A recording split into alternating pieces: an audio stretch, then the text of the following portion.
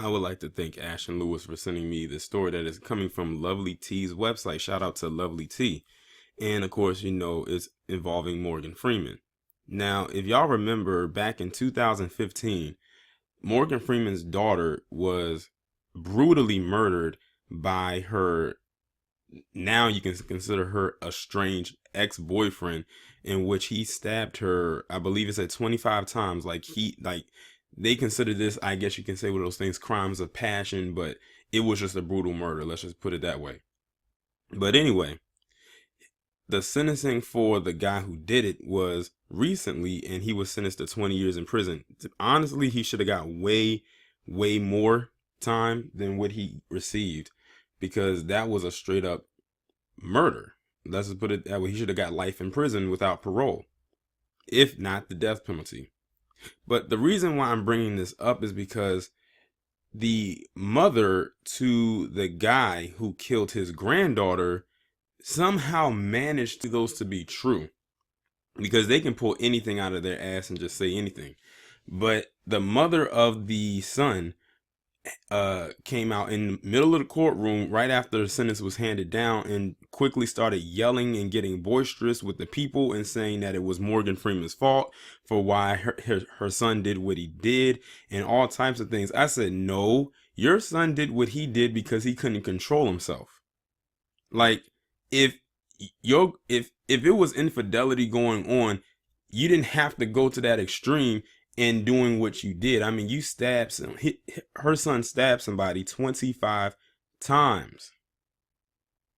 Like, he wanted to make sure she was dead. That is not Morgan Freeman's fault. You act like Morgan called him up and said, look, I need you to do something for me. I need you to kill my granddaughter. He didn't do that. And he probably killed her off of hearsay. So he most likely didn't even have all the facts to the rumors that were coming out saying that he did this, that, and the third with her. So how does that make him look? And to his mother, I know that might be a very emotional thing for you, but at the end of the day, your son is a cold-blooded murderer and he has to face the consequences for his actions. You better be very fortunate he only got 20 years. Because if it was me passing down the sentence, he would have got way more. He would have got life in prison without the possibility of parole. Because that 20 years is nothing. And before y'all ask, no, the guy who killed her was not a white guy. This was a black guy. His name was Lamar Davenport. How many white Lamars do you know? So he's extremely lucky that he only got that little sentence. She even came out in the middle of the courtroom and said he's innocent and it was an accident. No, this was no accident, and he's far from innocent. He did what he did, and now he has to pay the price for it. A woman is dead because of him. And that is not Morgan Freeman's fault. So she needs to point the blame at her son, but her emotions didn't allow her to do that. But yet again, it goes back to that whole narrative of, you got to find a way to put a black man in the situation, even though a black man is responsible for why his granddaughter is dead. But still, like, it's his fault. He was the one holding the murder weapon. He was the one that killed her. He stabbed her 25 times. I don't know what could possibly make anybody do that to another human being. Like, it's one thing you do what you do maybe once, or if it's self-defense, but you stabbed her 25 times. And I'm very sure in the midst of him stabbing her, she was already dead, so he just kept on going.